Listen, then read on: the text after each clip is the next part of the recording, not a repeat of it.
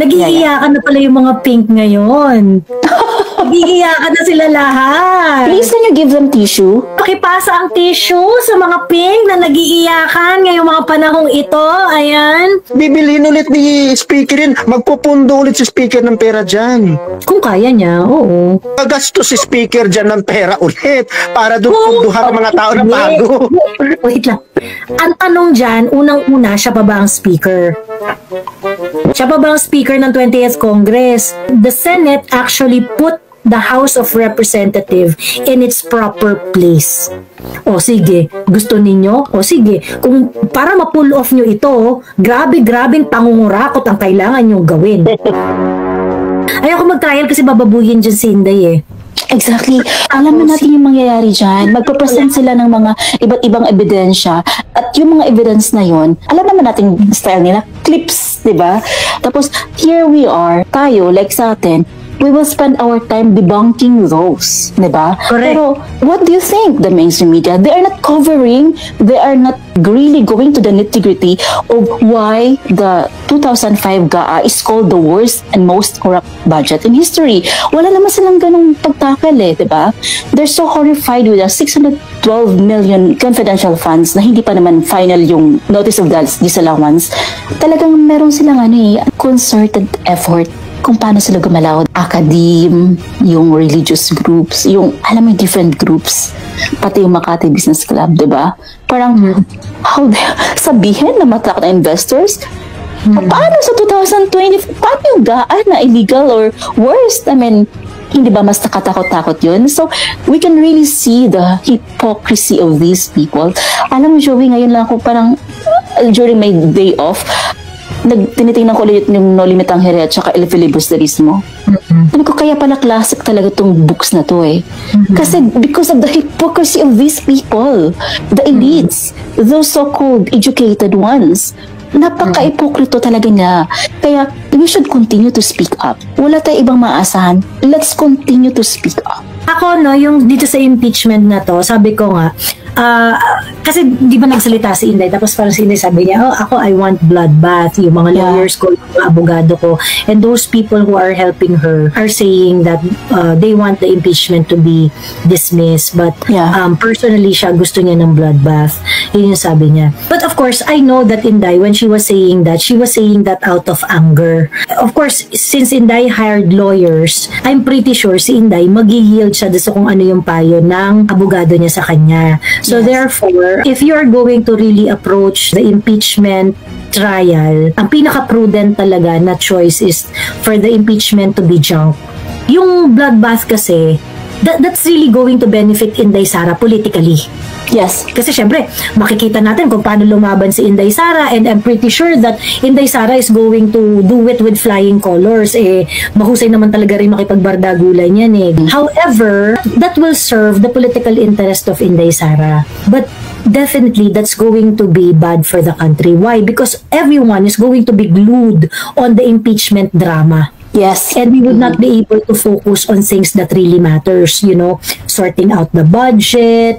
Kasi aabutan niya ng pagka nagkaroon ng impeachment, aabutan niya ng budget season. How about the other issues also? Yung SONA, ang SONA ni BBM, magsasona siya. Tapos parang may pending yung, di ba, parang may pending yung impeachment trial, di ba? Parang, how are you going to address the nation with something that is very divisive, that is, kumbaga, pending?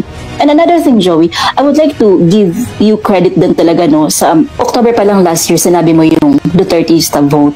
You were the very, I remember ikaw talaga yung isa sa pinaka nagsabi doon na, I don't like also Salvador, Ite or whatever, sino pa yun. Pero let's show our force. Pakikita natin sa kanila yung lakas natin. And I think, I would really say that after the 2025 elections, yun talaga ang pinakita ng tao.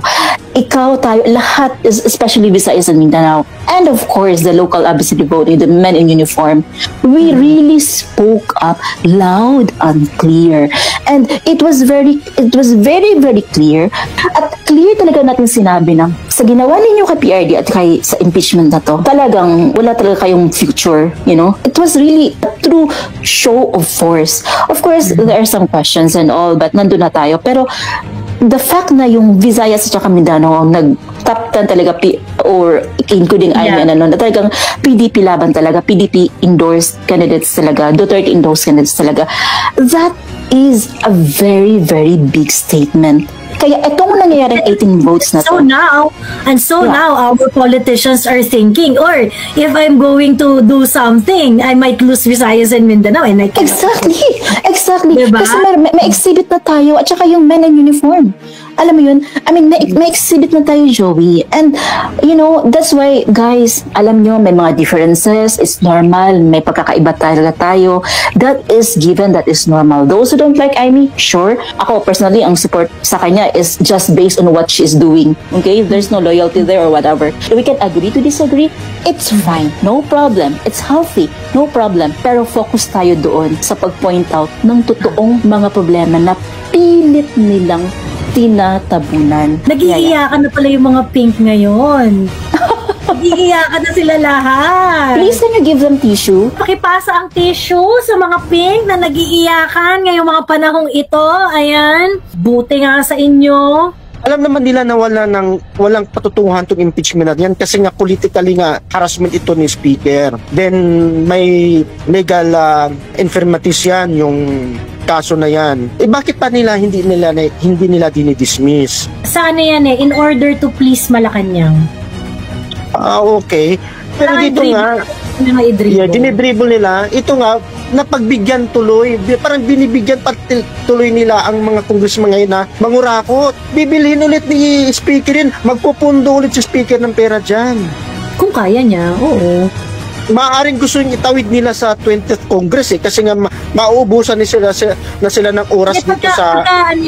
Pagka tinawid nila yan ng 20th Congress, magiging prejudicial yung question. So ngayon, kasi di ba yung sagot doon sa mga issues ng Senate has something to do with the 1-year bar rule and yung crossover. Yung crossover na yun, malupit yun. Kasi kailangan mong tanungin lahat ng membro ng 20th Congress kung gusto ba nila. Exactly. And by then, gagastos si Speaker dyan ng pera ulit para doon punduhan ng mga tao na bago. Wait lang. Ang tanong dyan, unang-una, siya pa ba ang Speaker?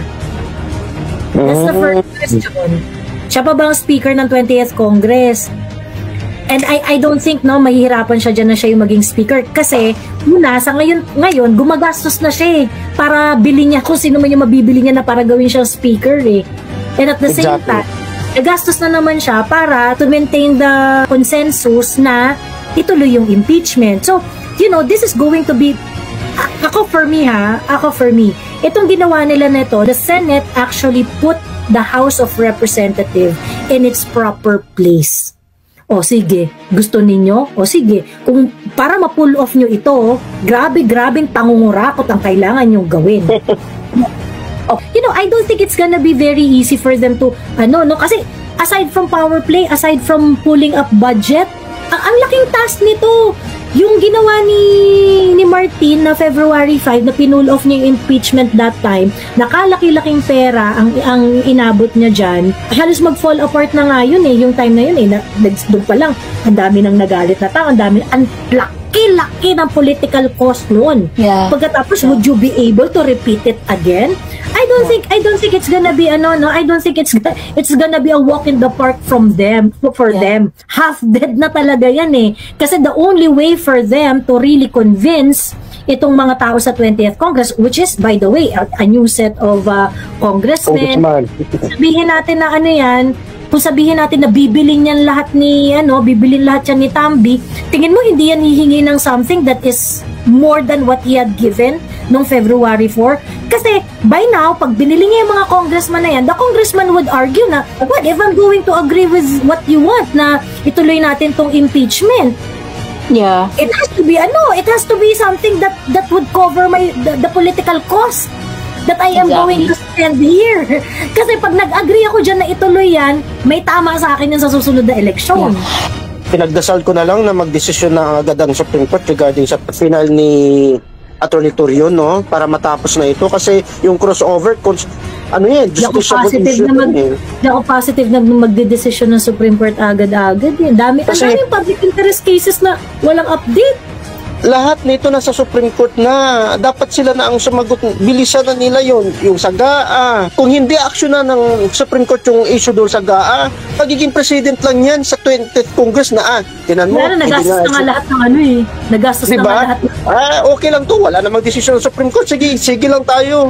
Parang ang sugat, pag hindi mo ginagamot, lalala. Diba? Ang medicine dito yung Supreme Court kailangan niyang damutin to kasi ito yung nagiging problema ng bansa. No. Sa GAA walang desisyon. Sa PhilHealth wala pa rin desisyon. Sa ano pang mga issue wala pa rin. Yung kay PRRD na habeas corpus hanggang ngayon 6 na buwan na ilang buwan na si PRRD sa dahig walang desisyon. I mean, may mga sugat na hindi gumagaling kasi hindi nila ginagamot.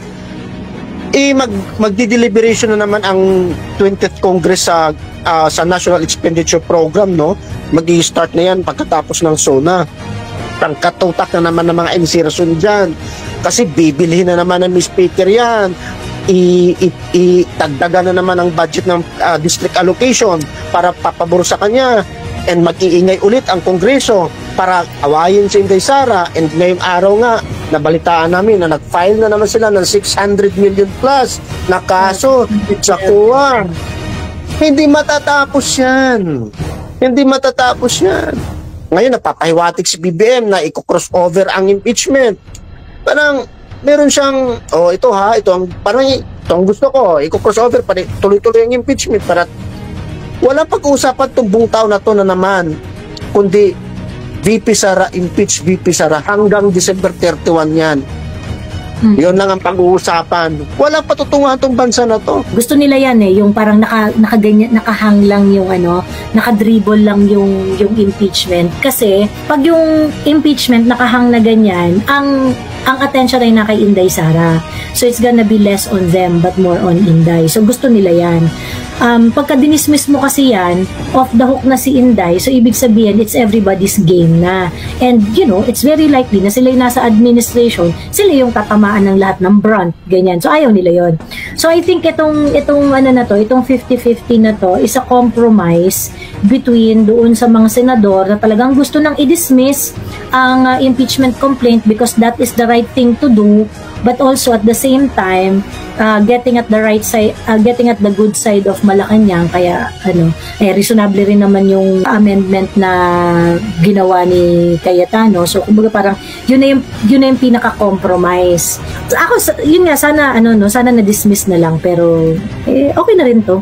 Okay na rin to kaysa naman mag-trial kasi ayoko talaga ng trial. Joey, you forgot another variable. The oligarchs and the Americans may budget unlintik na yan. Pero the Americans do not want the impeachment anymore. Too costly. Parang hindi na ito yung suggested action. So itong impeachment na nangyayari na to, it's purely local. Ang pakikialam ng mga Amerikano was the election. Yun ang sabi ng mga ibong matatalinhaga. Kiko ba? Yan. Joey, so may pag-asa na si Pulong maging president, maging House Speaker.